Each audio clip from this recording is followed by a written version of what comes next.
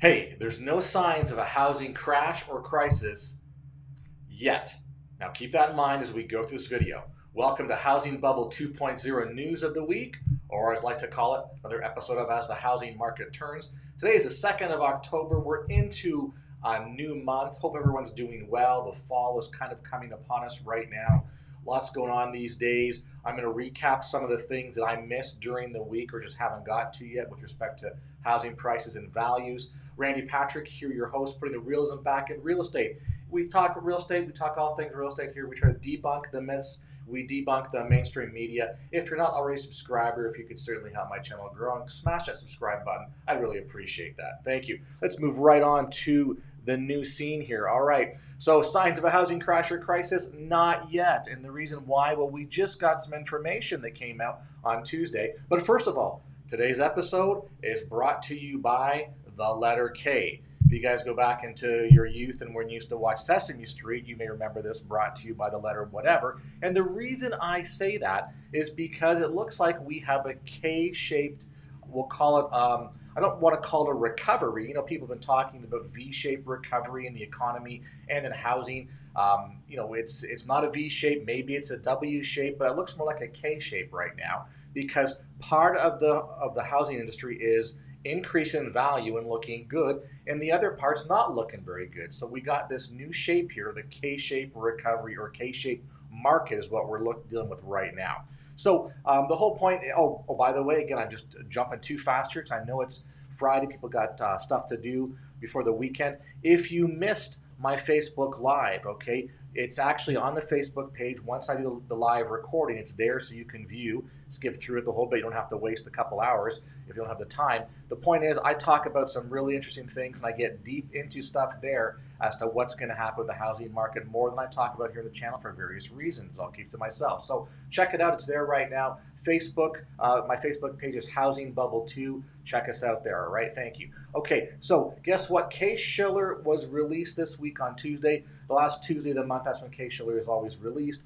Home prices rose 4.8% in July, according to the Case-Shiller Index. Now, just so you know, Case-Shiller is, I call the drag-along, tag-along calculation because it is a rather complex calculation that is based on sales pairs and some averages over a couple of months. They can't produce it very quickly. It's just, it is what it is. So what we got right now is we're looking at July, even though it's the end of September when this is being released, we're still looking at July numbers, so that you got to keep that in mind. And I know that we've already got some July numbers from National Association of Realtors, other groups that are showing the fact that we've had median home price increases and listing price increases as well too. But to put it down to perspective here, yes, there was an increase in home values in July, up 4.8% from the previous month.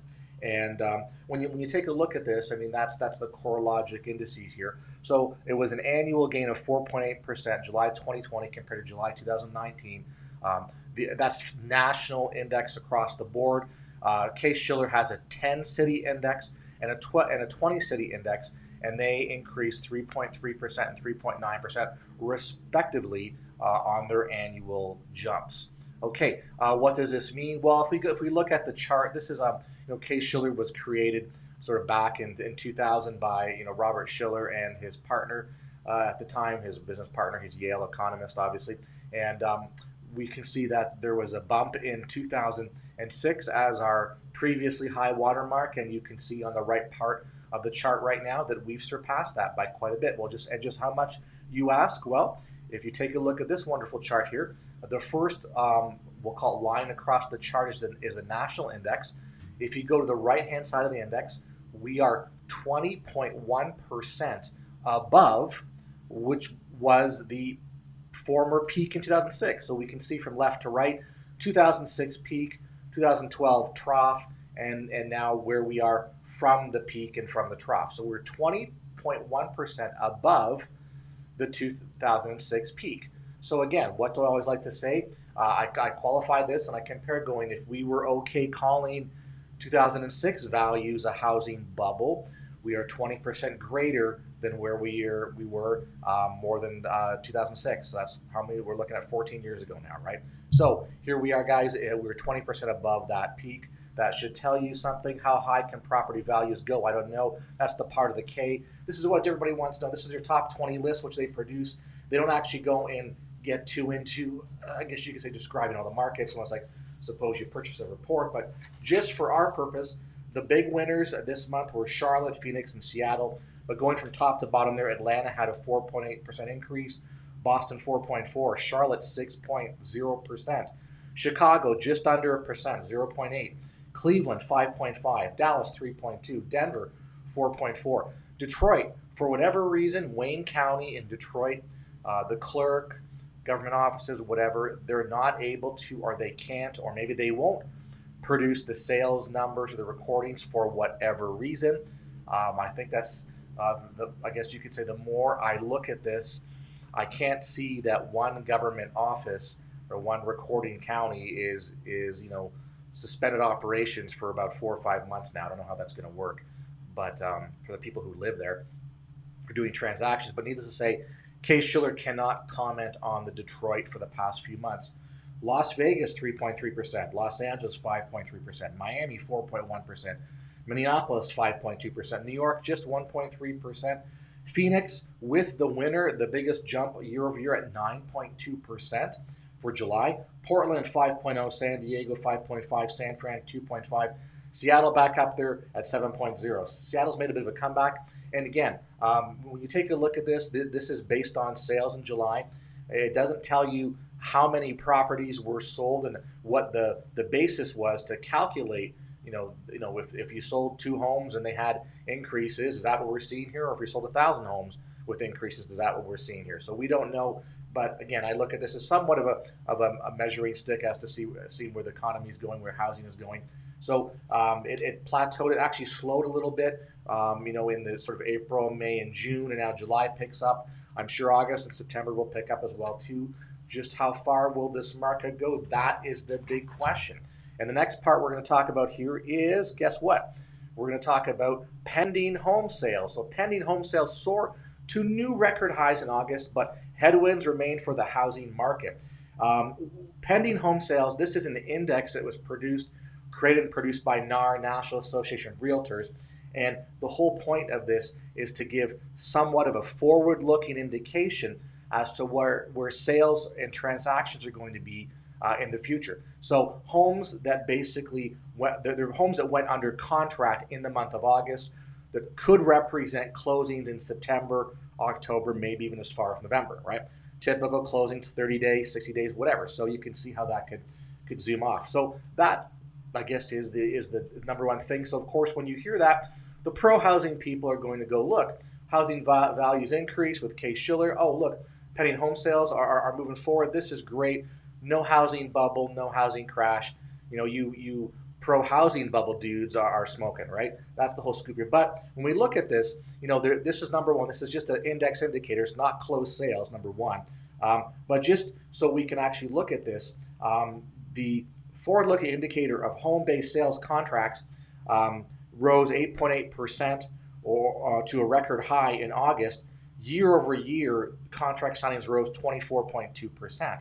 So an index of 100 is equal to what the level was in 2001.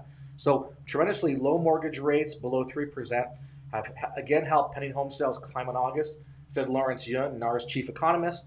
Additionally, the Fed intends to hold short-term Fed funds rates near 0% for the foreseeable future, which should, in the absence of inflationary pressure, keep mortgage rates low, and that will undoubtedly aid home buyers continuing to enter the marketplace. So most important here, we're going to see people will buy and push the envelope with the lower interest rates as much as possible and as much as they can.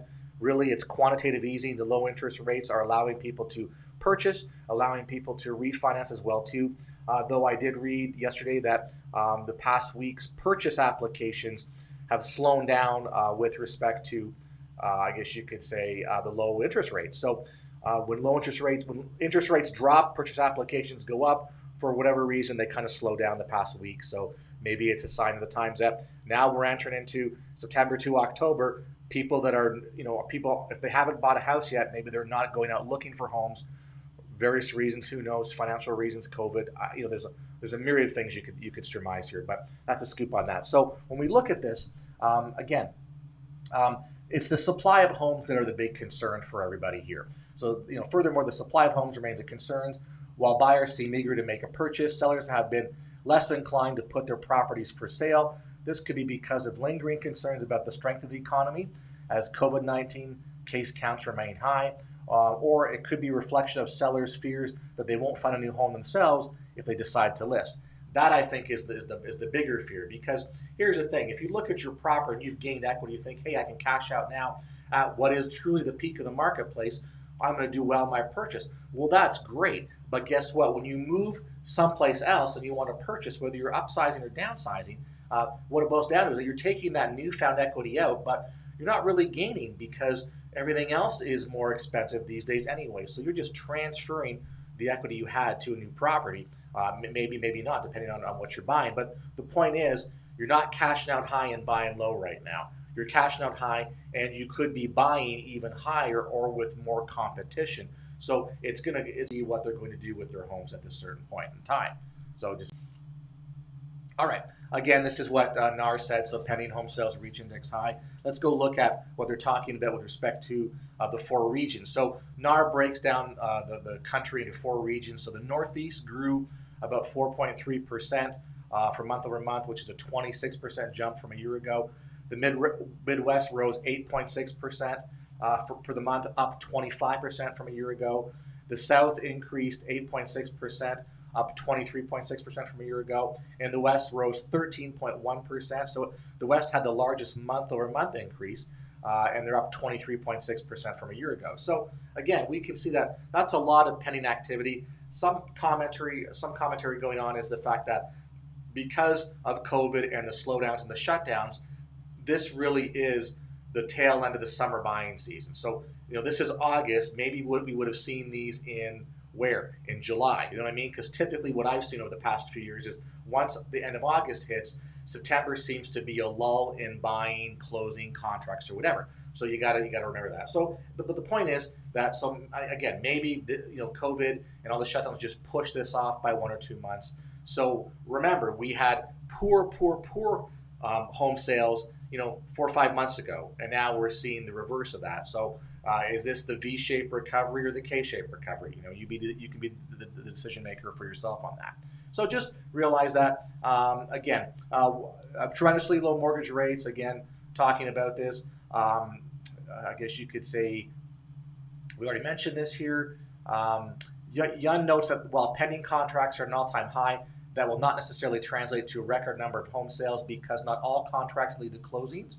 And due to a sampling size variations, he also points out that pending home sales are outperforming many pre-pandemic averages, but says without matching supply, the recovery will be not sustainable. So this is the point. We can only go so far in this marketplace. Every month when we look at existing sales, the supply gets less and less and less, which creates undue artificial competition, which results in higher prices. So that's the point here. At some time, this market's going to grind to a halt just because there is not enough homes out there. Some lending standards are increasing right now too, so there's some control on that as time goes on because of what's happening.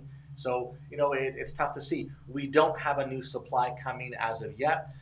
Where I think the new supply would be available still isn't available yet due to moratoriums on evictions and foreclosure sales, and eventually more defaults, delinquencies, and foreclosures coming in the next year. All right, that hopefully will help the market. We'll talk about, again, right now, if you were to look at the marketplace, if you were to look at the various, I guess you could say, reports out there, news, wires, websites, whatever, you're going to see that everything is great, the market's perfect, everything's good. Yeah, there's some headwinds. We're not really talking about that right now. So again, this is the infographic from NAR, pending home sales in August. You can see which group, again, everything has increased reasonably well. The West had the biggest month over month. So whether that's because more people are leaving, so therefore the homes that are being, other people are buying those homes that they're leaving from, I don't know. There's a lot of market shift and relocation going on right now.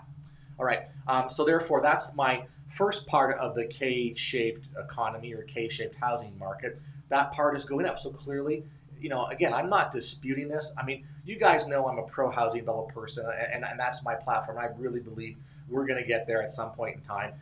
headwinds, arm wrestling, a lot of stuff going on right now. So it's not getting there, but it's all laid out. Trust me, it's all laid out. So and I'm okay admitting that it's taking longer than I predicted. So simple as that. But again, we don't have a crystal ball. What we have is the history of what we've been through before to sort of give us the basis of what's going to happen. We just have new workarounds now, things we couldn't, we didn't expect, like the pandemic and all the economy issues. But so on half the market, we got the K, the top of the K part pushing, right? But wait, what do you mean but wait? But wait, what about delinquency notices? Well, yeah, there's some delinquency notices getting on here, and now every month we're seeing this. This came out the end of in September, or the end of August numbers here. This is FHA backed loans. So Federal Housing Administrator, basically authority, is telling us that here are your 10 most threatened metros based on FHA delinquency rates through 8/31/20. So as of end of August. Now I look at it going, so if everything is going up on the part of the K, why are we having a potential down part in the K right here, right now? And just to clarify, this isn't all the loans across the board. This isn't Fannie, this isn't Freddie, this isn't VA, this isn't the Ginnie Mae backed loans, this is not conventional loans. This is only one segment of the overall industry, and this is FHA. So these are your top 10 locations. Atlanta, okay, we've got about 17% total delinquent loans in the FHA level. Okay, Houston, actually, no, I'm sorry. The overall U.S. total delinquent loans is 17% for FHA. Atlanta, we're talking metros that are looking to be more at risk here and more threatened based on some of their calculations. Atlanta, 21% delinquent. Houston, the Woodland, Sugarland, Texas, 22%. Chicago, Naperville, Evanston, 22%. Washington, Arlington, Alexandria, Virginia, 22%. Dallas, Plano, Irving, almost 20%. That's 19%. Riverside, San Bernardino area, 17%. Baltimore, Columbia, Maryland, 19.9%. San Antonio, Texas, 19%. Orlando, Kissimmee, Sanford, 20%. Tampa, St. Petersburg, Clearwater area where I'm at, 17.4%. So what they basically said was, these are your top 10 metros that are going to have major problems. And like, we can see it now. Last housing crisis, we didn't have this information. It kind of blindsided us. Now we see this almost in real-time basis. So if you're not going to adjust to what's going to happen in the marketplace with all this information, then shame on you, because right now we can see what's happening. It's actually playing out before our eyes, even though the narrative, it doesn't agree with the narrative, all right? And that's sort of my point to all this, as you realize here. So the whole lot, but this is just total delinquencies. You go to the next column, it's seriously delinquent. Total delinquent is 30 days late or greater as a total, okay? So you didn't pay your mortgage for 1 month, you're actually behind. Seriously delinquent is typically greater than 90 days.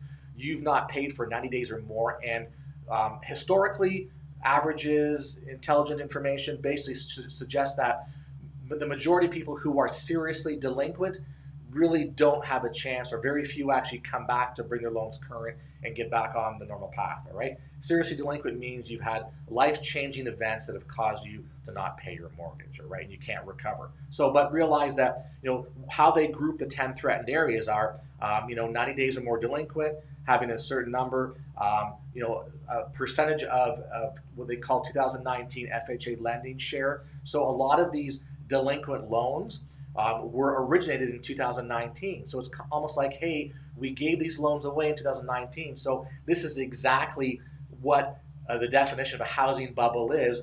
You're giving away low down payment, low interest rate, easier to qualify loans. We all know FHA is the subprime of today's market. Lower qualification standards. FHA does not have what's called the QM, the Qualified Mortgage Patch. They can have higher debt to income ratios, all right? So when you have stuff like that, to me, look, that's what happened. 2019, it was everything was growing as far as property values and case shield and everything. Everything's going up, up, up. So people are jumping the marketplace. They're giving a loan. They're putting little down. And guess what? Now they're not paying. Now, if they're not paying because of COVID, the pandemic, they're in forbearance, other reasons, who know. But the point is, this is the situation they're in, all right? Low down payment may also, to me, mean low cash reserves, so you can't withstand some of these things. This is exactly what's going on, similar to what happened, and with some different nuances, last housing crisis, okay? You cannot deny this, simple as that. If I go a little bit farther into this right now, All right, let's go a little farther here, and we're going to talk about the next wave here. So that was your top 10 most distressed markets calculation. But I just want to point out that, you got, when I'm looking at the top markets here, I've got 1, 2, 3, 4, 5, 6, 7, 8, 9, 10, 11, 12, 13, probably 13 out of maybe 30 markets on this page here that are over 20% delinquent loans. Okay, so we're not talking 5%, 4%, we're talking 20%. Look, 21, 22, 22, 22, 27% in the New York, New Jersey, White Plains area, 20% Orlando, Kissimmee, 27% in Nassau County, Suffolk County, New York, all right? 20% in Philadelphia, 26.1% in Newark, New Jersey, Pennsylvania area, Miami Beach area, 23%, okay? Camden, New Jersey, 21%. Looks like Fort Lauderdale, Pompano, 25.6%. New Orleans, 23%. I can go on, okay? West Palm, 21.9%. Gary, Indiana, 20%. Baton Rouge, 20%. New Haven, Milford, Connecticut, 20%. Yeah, I mean, lots. Frederick, Gaithersburg, Rockville, I think that's Maryland, 20%. Boston, 20%. Parts of Texas, 20%. Bridgeport, Stamford, Norwalk, Connecticut, 24%. Poughkeepsie, Newburgh, Middletown, 25%. So suffice to say, this is a list, okay? If you want this list, send me an email. I'll email it to you, okay? But the point is, I'm looking at this going, there's a lot of damage going on here, right? And this is, again, one loan segment. Where are these loans going to go? These loans are going to, some of them are going to be in forbearance, some are not. A lot of these loans eventually will start hitting the foreclosure track and start picking up paces there. The ones in forbearance, once their forbearance time period is over, and I tell you right now, this end of September, 1st of October is a transitionary period for forbearance as well too. A lot of people, their 6 months forbearance is up now. So are they 6 months, and are they going to go back and get a loan mod, or are they going to go back to paying their normal monthly mortgages, or are they going to go, I need more help, and re-up for 6 more months on forbearance, you see? So this week is a critical week for that as well too. I did read before I jumped on here. I didn't put it up because I didn't have a chance to look at it, but the past week, like the past previous few weeks, we've seen the forbearance numbers slowly drop aggregately every week. This past week, they were up 22,000. You see, so this is where I'm seeing that people might be jumping back in based on what's going on here. But the point is, you can't ignore this. This will manifest itself. How does this relate to bubble principles of bubbles? Okay, well, Harry Dent, I know if you guys are watching the real estate stuff on YouTube, Harry Dent has a channel, and he predicts cycles, whatever. I got this from his book because one of the things not everybody. Regardless of whether you like him or not, I don't know the man, I can't judge him, but the point is he has a good book. It's all about bubbles, and this is the guiding principles of bubbles here. This is what we see. Bubbles are cyclical, okay? They do reappear, again, time after time. Bubbles are human nature. Why do I say they're human nature? Because we don't want them to go away. We buy into the bubble. We think it's going to increase, keep going. We're encouraged and stimulated to keep buying and going forward and growing our bubble without looking at the potential consequences. We don't want to realize that, okay? Bubbles are exponential. Bubbles go up. They don't have a nice slow growth here. They're exponential, which leads to what they call financial eruption. So when the bubble goes up, it has no other effect but bursting, and then all heck breaks loose, right? Bubbles return to where they begin. Now, I disagree with this comment here, because if you take a look at, and the reason I say that, look at the chart here, we know that our bubble in 2006, we look at the index level, under the national and the 20 and 10 cities, and then we take a look at, when it crashed, we were still, the 2012 trough level was still higher. Nationally, more, but not too much actually, off with respect to the other composites. But the point is, where they go up, they're going to come down hard. There's no stopping a bubble burst cycle. So in other words, when it starts to unload, look out, okay? As simple as that, because you can't plug it. Bubbles don't deflate, they don't go away, and bubbles can unwind for years. So we saw the bubble hit in 2006, and it unwound. It took maybe a year and a half before people realized the bubble was bursting, and we hit the trough in 2012, and we still played out the trough to 2012, 13, 14, then everything started growing after the fact there. So it can take time to unwind for years, and this could happen here. The difference with our bubble right now is that we're basically seeing it compress. Like we've grown, and all this foreclosure forbearance stuff has hit us very quickly in a very short period of time. That will contribute to the bubble kind of exploding or hurting, and things will change probably next year as time in the next little while. Okay, just to sort of give you a different perspective here. What's going on in the industry, that's Governor Ron DeSantis of Florida. He basically is allowing the foreclosure moratorium or the eviction moratorium to expire. And we're going to start seeing more states doing this. So we have 3 moratoriums right now. You have the sort of government moratorium that's covering FHA, VA, Fannie, and Freddie. So they're not if they foreclosed on you under those loans, they're not evicting you. They're not processing those foreclosures. They're just in limbo. And if you reside in a home owned by somebody, if you're a tenant in somebody who has an FHA mortgage, they're not allowing that person to evict you as well. So there's some things going on there. The CDC, Center for Disease Control, put out their moratorium saying that they're not going to allow evictions until the end of the year. Now, that is actually easily challengeable. I've read a lot of stuff about that moratorium. The fact of the matter is the CDC doesn't actually have the authority to enforce that. So they're saying it, and what they probably hope is going to happen is local judges will go, well, and counties will say, well, we'll just go along with the CDC, and people will just hear it and not even challenge it. But if you actually start reading about the CDC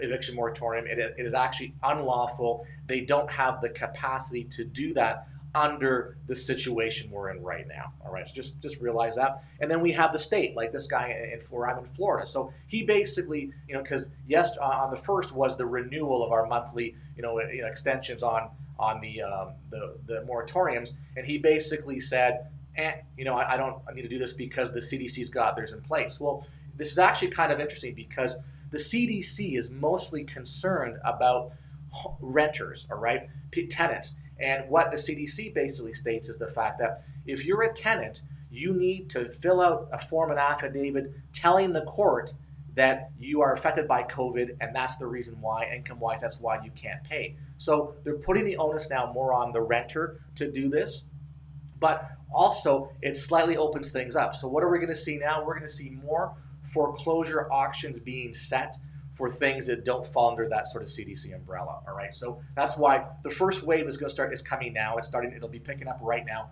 I talked about this actually on Tuesday in my Facebook thing, and just before I did the Facebook, this was announced, so I was able to add that in. But from my perspective, this is what we're going to see, is now we're going to start seeing, like, this opens up some cracks, and some landlords are going to file evictions because they can, and because it doesn't always fit the model of what people are following. And someone on the foreclosure sale side, the lenders who are just being public relations good are going to go, well, now we don't have to abide by this because this deals with tenants. We're talking homeowners now that we're waiting to evict or waiting to have sale dates. Let's move on that. So this is where we're going to start seeing some activity, and be prepared for that.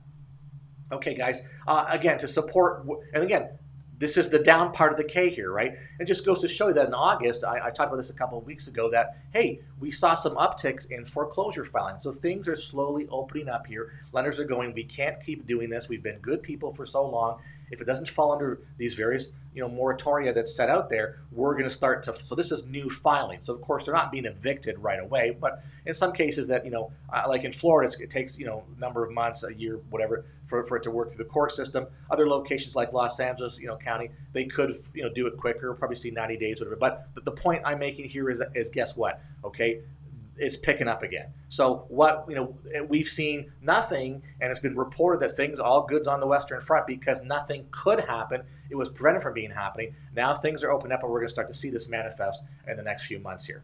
All right. So that, of course, is the K part going down in this either recovery of the housing or lack of recovery, or just the split markets. Again, I'm more on the fact that we're seeing split markets here. So what do we got? We got home values up and prices up. Everyone's rah, rah, rah. On this side, we got more delinquencies as illustrated by FHA. There's 1 million plus delinquencies out there that are under no forbearance plan because people don't know what to do, blah, blah, blah. But the whole point is there's more. That's the 4 million or so forbearances add, over 1 million delinquencies doing nothing under no protection plan, and then add the stuff already in process here. Defaults and foreclosure sales are picking up. Okay, things are going to get reset. Things are going to move faster. So that is my point for everybody today. So I've been talking about this, and for me, it boils down to getting ahead of the institutional buyers to pick up the property, right? Because I know that when the foreclosures start stacking up, and everyone's going to be at the auction buying, which means they may or may not come out in the marketplace where we get our chance to get them after as real estate owned or bank owned sales in the retail marketplace. So we've been developing some cool techniques designed to how we can acquire distressed property to get ahead of this wave here, okay? You may see other people talking about the foreclosure tsunami, the default wave, whatever. Well, you know what? If you don't realize what's going to happen and learn about it, you're going to miss it, and it's going to bypass you. You're not going to be able to get your hands on it, and you're not going to get a cheap priced property. It's as simple as that. And I'm being a little more aggressive in how I'm talking about this. So we've developed some stuff, and I got some ideas and workarounds that I think are game changers to get our hands on the property before we have no opportunity and we lose the opportunities, okay? Simple as that. So I've got what I call a game changer in how we're going to do things and how we're starting to do things here. It's really interesting. So what you want to do, if you want to reach out to me directly here. If you need to contact me, I'll do a consultation, tell you what it is. I don't want to talk about it right now because that's not appropriate here on the channel and for public consumption. People who are already in my program know about it, or I'm rolling out to them right now. It's the best and most cost-effective way to stop a foreclosure sale. Helps the homeowner immediately and gives everybody else opportunities to buy better, cheaper priced property, etc. So again, interesting. If I've piqued your interest, reach out to me. How do you do that? Simple. Here's my email. Okay, send me an email. Tell me who you are. Give me your cell phone number so I can text you or arrange a call. I've been doing that all week. So people I've talked to, I'll follow up. People I haven't hit yet, reach out to me again, or we go back and forth, schedule a call, etc. Okay. Anyway, guys, appreciate the likes, comments, views. Please share the video with your family and friends. And if you're not a subscriber, jump on, subscribe, smash the subscriber button, help my channel grow. It'd be most appreciated. We look forward to talking to you early next week. Have a great weekend.